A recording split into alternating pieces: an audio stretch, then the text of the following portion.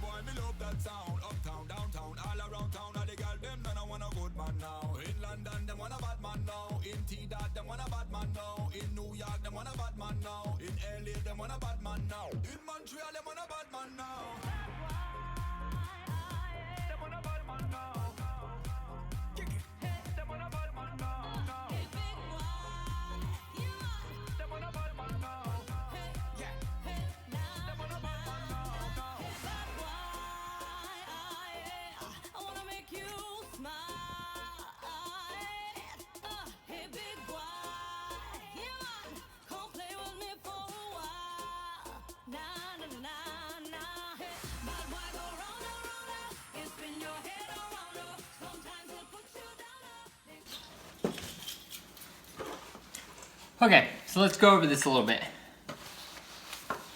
What we've done, and I know this isn't going to be super easy to read. MJ. So, over the past couple weeks since I bought it, this is what I've done. Done the rear main seal, done the oil pan gasket, transmission pan gasket, valve cover gasket, done the, there's a lot of stuff, spark plugs, ignition coil, distributor cap and rotor. All of that has helped make it run a lot better actually too, which is great. Then the water pump, did a high flow water pump. What else? Oh, transmission kickdown cable, which was a huge help. All of that has basically solved my major oil leaks. Oh, I've also done the oil filter adapter gaskets, rings, whatever you want to call those. Note to self, make sure you get the right set. Excuse me, the older 4.0s are different from the newer 4.0s. So I've done all that, like I said, that's replaced, that's fixed a lot of the leaks. It's helped shift a lot better. The transmission kickdown cable was a big key in that. Distributor cap rotor, ignition coil, and the spark plugs helped it run a lot better since it flopped on its side. I think it wasn't running as well as it probably could have. So all of that's been done. Things that I desperately still need. Most of this I have, but some of this I do need. My starter is going out. I need to buy one of those. I do not have a starter. It's clicking. The power steering pump. I have one of those on the new engine that I'm going to put in, but I don't have it installed. I'm going to go ahead and toss it onto this engine until I do the swap. So that's still whining and leaking. It's just puking out power steering fluid everywhere. It just whines like crazy. I need to do the brake booster. It is like leaking vacuum so bad. I'm hoping that'll help it make it run a little better too. I don't know exactly how that vacuum line ties in from the engine, if it helps make it run better or not. But I mean, I can just hear it hissing all the time underneath the brake pedal. It's bad. I do have a new brake master cylinder and brake booster. I just haven't installed it yet. The new master cylinder comes with a adjustable, what's that? Control. It's not the control valve. It's I can't remember that little. It's blanking out. But it's that little valve that is outside of the master cylinder. It's like a little block. Anyways, that's adjustable. I have never replaced one of those, and I'm wondering if I could just replace the master cylinder and brake booster and leave the original one in there. Maybe that'll work. We'll see. The last time I did a master cylinder, I didn't bleed it perfectly, so I had to bleed the brakes forever. So I'm going to do this one a lot differently and hopefully make that work really, really well. Brakes. Other than that, the brakes work great. It's just, well, I mean, I won't know they work great until I get the new brake booster on there, but right now it desperately needs that. Since I have both, I'm just going to replace the master cylinder and the brake, the booster. What else do I need immediately? Those will really be game changers. Oh, also, I did mess with the steering column.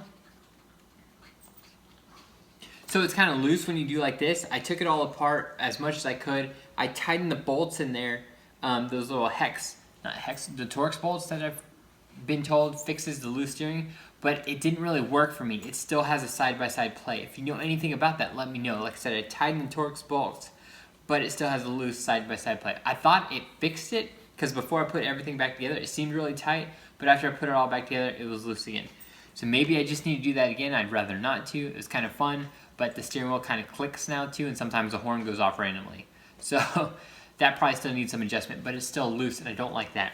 I do also want to straighten the steering wheel, which isn't hard. It's got Terraflex steering and the drag link, I want to say the one up top, it just needs to be adjusted so that the steering wheel is straightened up. So I just need to do that.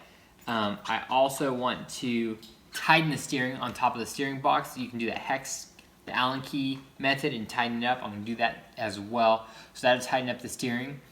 After I get these things done, I think I'll be in a much better place mechanically. I'll be much happier for sure. It'll be a lot quieter too. At that point, I'm getting a radio. After I hear all these noises go away, I'm getting a radio. It's gonna be like one of those cheap $40 Boss CD players, but it'll be nice to have a radio in there. Something's better than nothing. Oh, I also did, I almost forgot the outside. So I've done the rock rails, and I added 15 by 10 steel wheels. I went with 15 by 10. The tires on there right now are 10.5-inch wide tires, but I went with the 10-inch wheels because I want to do 35s or 37s by 12.5. So I wanted the 15 by 10-inch. Plus, I like the deeper offset. I did notice that it has 2-inch wheel adapters all around. That's why it sticks out so much. I may or may not remove those. I'm thinking I'm going to, just because I think it'll help tighten the steering up. Let me know if it will or not. The steering wheel is just a little bit looser than I'd like. Obviously, when you lift a vehicle, the steering wheel gets loose and gets some play, but I want it to be tighter. From there, I'm going to work on a couple other things, but that's kind of where I'm at right now. After that, I'm going to do the diff covers. My diff covers are leaking, so I'm just going to toss new ones on there for some armor, and then I'm going to work on the rear overhang.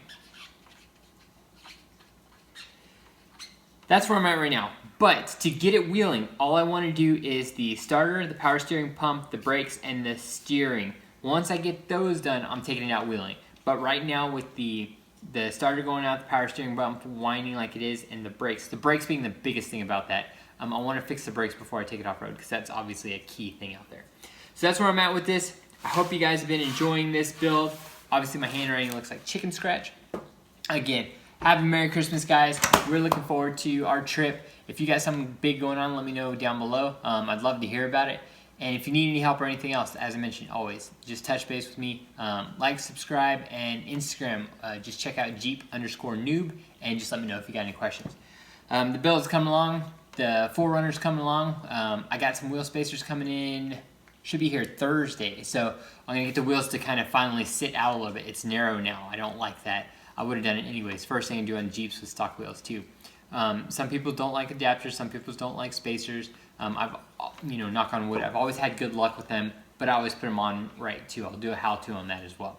As I mentioned, if you got any more questions, let me know. Have a Merry Christmas, and we'll see you soon.